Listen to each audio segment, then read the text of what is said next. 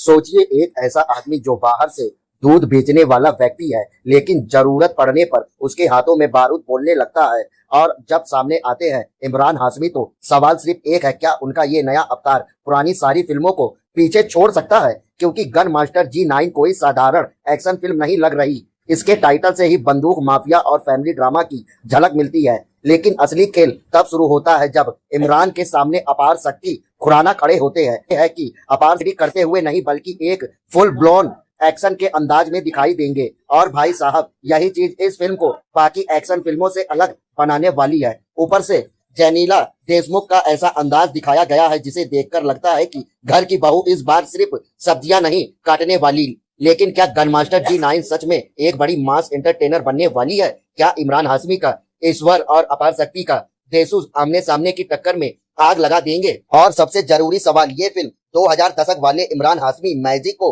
फिर से जिंदा कर पाएगी? नमस्कार दोस्तों, स्वागत है आपका मूवी एड अपडेट रिव्यू में, जहां फिल्मों की खबर मिलेगी एकदम सीधी, सटीक और मजेदार अंदाज में। अगर आप बॉलीवुड की नई फिल्मों और उनके पीछे छिपी इंटरेस्टिंग बातें जानना चाहते हैं तो चैनल को सब्सक्राइब कर दीजिए। अब बात करते हैं गन मास्टर G9 की, क्योंकि इस फिल्म की सबसे बड़ी ताकत इसकी कास्ट और इसका कॉन्सेप्ट दिखाई दे रहा है। फिल्म में इमरान हाशमी को ईश्वर के किरदार में पेश किया गया है। जेनिला देशमुख आरती के रोल में है, जबकि अपार शक्ति खुराना देशु का किरदार निभा रहे हैं। और खास बात यह है कि अपार शक्ति ने खुद बताया है कि ये उनका पहला full blown Hindi action film experience है।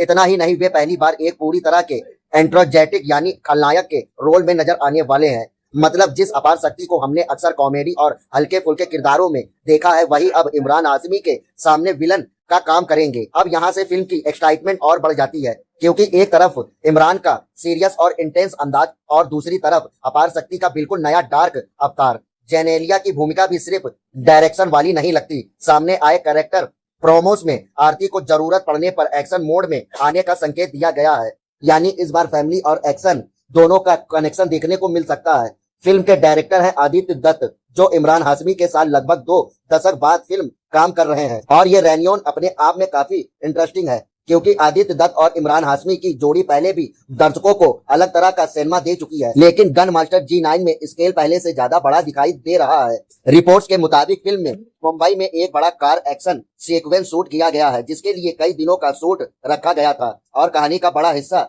गन माफिया और फैमिली के इर्द गिर्द घूमता बताया गया है। यानी सिर्फ गोलीबारी नहीं बल्कि इसके पीछे इमोशनल एंगल भी रखा गया है। अब आता है इस फिल्म का सबसे interesting connection. Gun master G9 का नाम 1979 की फिल्म शुरू का अच्छा और उसमें मिथुन चक्रवर्ती के गन मास्टर G9 कैरेक्टर से प्रेरित बताया गया है। लेकिन मेकर्स ने इसे उसी कहानी की सीधी कॉपी नहीं बताया, बल्कि इसे आज के दौर की नई एज एक्शन ड्रामा के रूप में तैयार किया जा रहा है। और यहीं पर फिल्म की सबसे बड़ी उम्मीद पैदा होती है। अगर पुरानी स्पाई फिल्म वाली भावना को मॉडर्न एक्शन और फैमिली ड्रामा के साथ ही तरीके से जोड़ा गया तो मजा आ सकता है। अब बात करते हैं म्यूजिक की, तो यहाँ भी पुरानी यादें वापस आने वाली हैं। फिल्म का म्यूजिक हिमेश रेशमिया दे रहे हैं। यानी इमरान हाशमी और हिमेश रेशमिया की वे पुरानी सक्सेसफुल कॉम्बिनेशन फिर से सामने आ रही है। यही वजह है कि 2000 दशक के बॉलीवुड म्यूजिक को पसंद करने वाले फैंस इस फिल्म का इंतजार कर रहे हैं। लेकिन दोस्तों, सिर्फ नॉस्टैल्जिया के भरोसे फिल्म हिट नहीं होती। असली परीक्षा होगी कहानी, एक्शन और कैरेक्टर्स की। खासकर